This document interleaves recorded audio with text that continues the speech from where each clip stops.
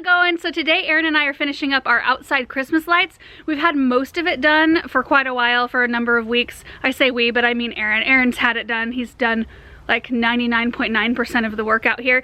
But we do have a few more strands we're gonna put out today, so we thought we would show you what we're doing. So the first thing I wanna show you guys is Aaron's light stretching technique. We have to go out to the barn for this. And it started to snow a little bit. Extra festive today. We also need to put that shelving unit inside the barn. Maybe we can get that done today too. Hey. You working on some light stretching? Yes. So it's attached to a bungee over here. If you guys can see that, that's so funny. It works though. Thankfully we have all this like empty space right here for now. So these lights, we need to go put in a couple bushes out there. Okay. I'm basically gonna be a glorified tripod today / assistant, so I will hand him lights when he needs them. I love this project. This is like the first time we've been able to vlog and I don't have to do a whole bunch of work. Yay! So these red LED lights are being put on an old, kind of yucky looking juniper. So here's a little trick, folks. Check this out.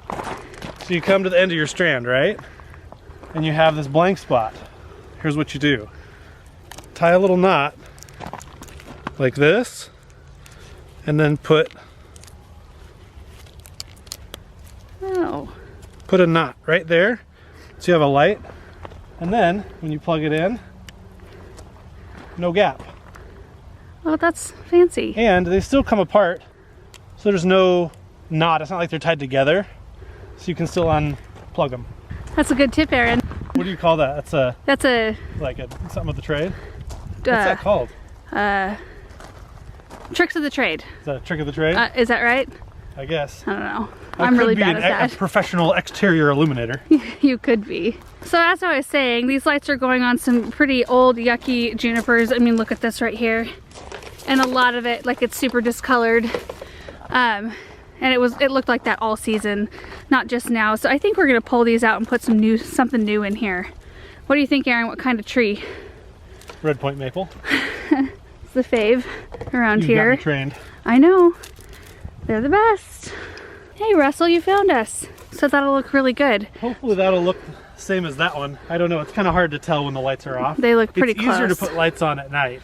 Sure. So you'll see this at night, but I have net lights coming out of the fountain, or urn. Mm-hmm. And the idea, they twinkle, and the idea was that it looks like water coming out, even though it's not a fountain. But I did the same thing with the other two urns. I put net lights just hanging out of them. And these are just kind of draped. Yeah. I like how you swagged these white lights on the fence. Yeah, I didn't do that last year, and it was really nice actually. The previous owners put power all over the place, which has made it really, really nice. Handy. Yeah, otherwise I'd be running cords all over the place. All right, so now he's gonna work on lighting up these like flying saucer topiaries. Aren't they funny looking? There's one on that side and one on this side. It is chilly out here. Do you need, I'm all bundled up. Do you need anything? No, I can't button any of my coats anymore. So I'm trying to hold out. I'm 35 weeks now. I have 5 weeks and 3 days to go, and I can't zip or button up any of my winter coats anymore. So I have got like lots of layers on. Plus I have a baby layer. I mean, that's a pretty sizable layer. I'm pretty warm. It's just my face. I need a ski mask. Where are you going, Russell? Oh, he'd probably love it up there, all of our lawn furniture. All right, tour of the loft, people. Up the scary stairs with no railing. Hey, buddy.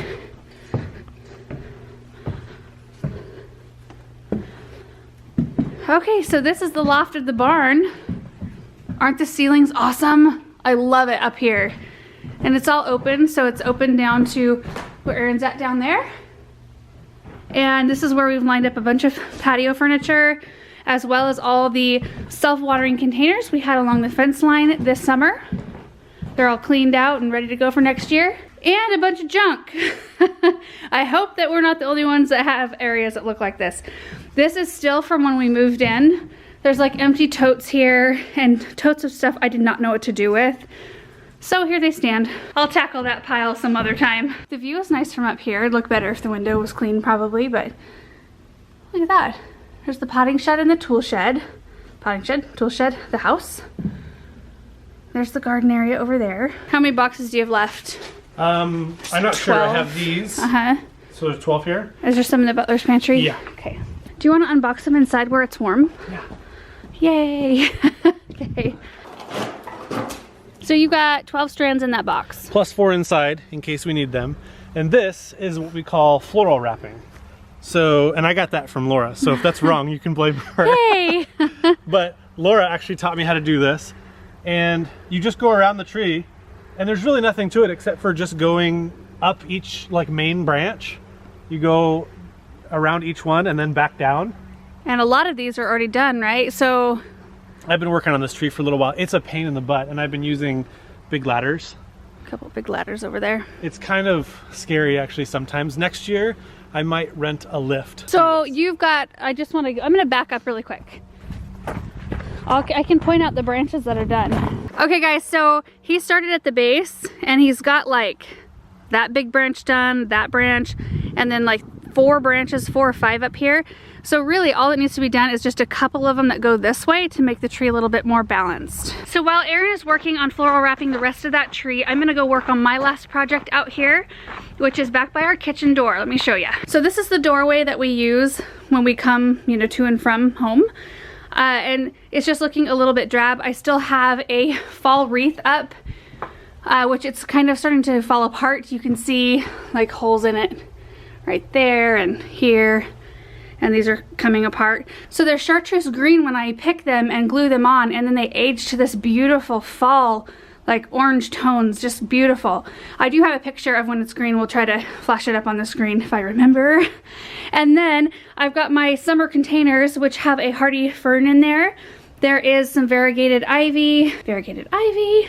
There's the fern and a black mondo grass, and everything else I've pulled out. There was some impatiens and begonia in there for color.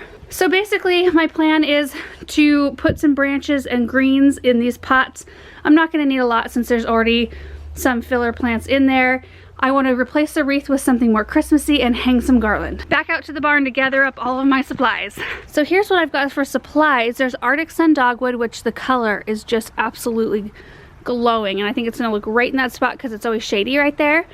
I've got some Princess Pine, which is a really nice filler and a spiller. It can kind of go over the edge of the container. It's really nice and soft. Under that, I've got some Noble Fir, which is a really great weighty evergreen to use. I love the color. Then I've got like the most gorgeous holly ever. Look at that. Look at those berries. I've got pine cones. I've also got some gold arborvitae and some spring grove arborvitae. And then there's some boxwood in there, tucked way down in there.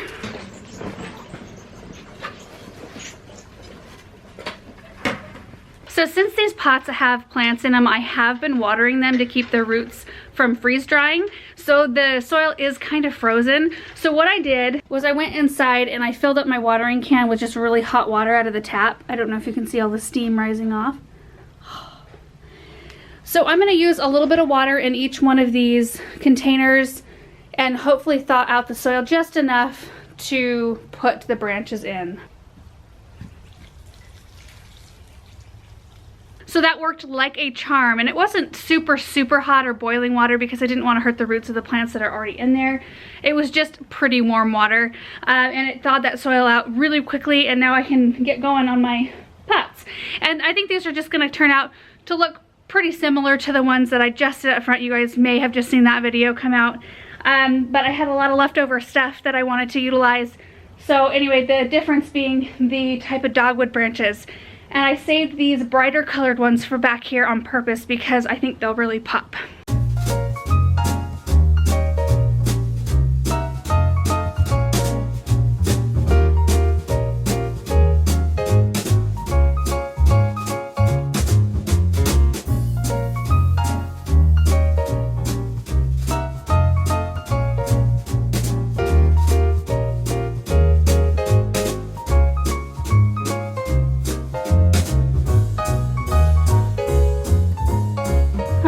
Pot number 1 is done. I think it looks so pretty. Look at the color of those branches. Didn't I tell you they would really pop? Look at that up against the white house. And then the berries of the holly really jump out at you, and the pine cones are pretty. I just think it's a really pretty container compared to that. Way better. And second one is done. They are a very pretty pair. Next step is the wreath. So I don't think that this was gonna store very well because it's so dry and crumbly. I mean, it's just gonna break apart. Look at that, so easy. So that wreath only cost me about $3.99, the cost of the wreath form. All of the pods were free. It took me maybe an hour to make it, so I'm not really in it for that much. So I probably won't even attempt to try to store it. Okay, for some reason it's looking quite dark, but this wreath I have had for ages. I've used this for, oh my goodness, I used it for lots of years at our old house, and it's just stood the test of time. So there are a couple pieces that I might have to hot glue in. This pine cone right here has been difficult the past couple of years actually, so I might do some work on that, but I think it's a really pretty wreath. All right, so the last step is garland. And I just went and picked up a pre-made garland at Home Depot like I did for our front door makeover, because it was so easy to do. It took me far less time than making my own.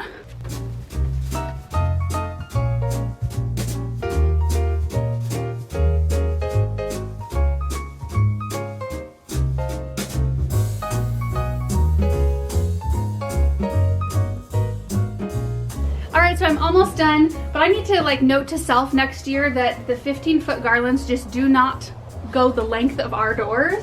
This one was pretty good. I suppose I could have bumped that up, this side up a little bit more, but I didn't. So I ended up with a little gap right there. So I'm just gonna put this right in front of it. That looks festive, right? Festive and wintry. The birch logs right there. This is what we call the art of distraction. So if you guys have ever seen the YouTube channel called The Lawn Care Nut, his name is Alan. He did one of our projects a couple of years ago, a magnolia wreath, and he talked about the art of distraction because he thought his was pretty bad looking. It looks horrible, like it's not even or anything. And I could just stop and call it good right there and be like, well, that's nature, man. Nature is not cool. Nature is like not in sync like that. But really, I want to use a principle that I learned a long time ago. I'm going to teach you guys about landscaping. And it's the principle of distraction. You never heard about that in your Master Gardener class? The art of distraction? What you have to do is you have to bring in elements that are going to distract people from your crappiness. Anyway, I'm practicing the art of distraction right here with my birch logs so that you can't tell that I ran short on garland. So there's kind of the overall. So the pots look really pretty and festive, new wreath, garland, the birch branches, and I might add some lights into the garland around this door, but I'm out of extension cords. I need to go get another white extension cord if I'm going to do that because the electric access isn't very close. Like I would have to come all the way to here. So I would need like a 10-foot extension cord or 12 or whatever they come in. What are we going to do about this? This is usually in our gazebo, so I don't see it. It's really gross and dirty. We need to get a cover for it, maybe. We really could use a new grill at some point. That Actually, one was free. Yeah, this one was free. When I used to work for the cable company, a guy asked if I wanted it for free when I was at his house, and I said yes. Yeah. So. Hey, we'll take a free grill. Yeah, thank you. And it's served us well for many years, but it's kind of on its last Okay, we got to get some more lights up. Okay. Oh, look at the coral berry still. Look at that. That plant is amazing. Look at that, Aaron. Take it in. Yeah, it's pretty amazing. Yeah. Now they're gonna really look like spaceships. Okay. So we had to run to Walmart real quick to get a couple more strands of lights. I ran out. I didn't have enough to go around the doorway, and Aaron needed a few strands as well. So he's working on one right now. Sold out though. We had to get some 50 count strands instead of 100 count strands. You found 2 100 count strands, which was lucky. But now we've got them hanging in the house because it's too cold in the barn to stretch them out. So check this out. I've got them tied everywhere in here.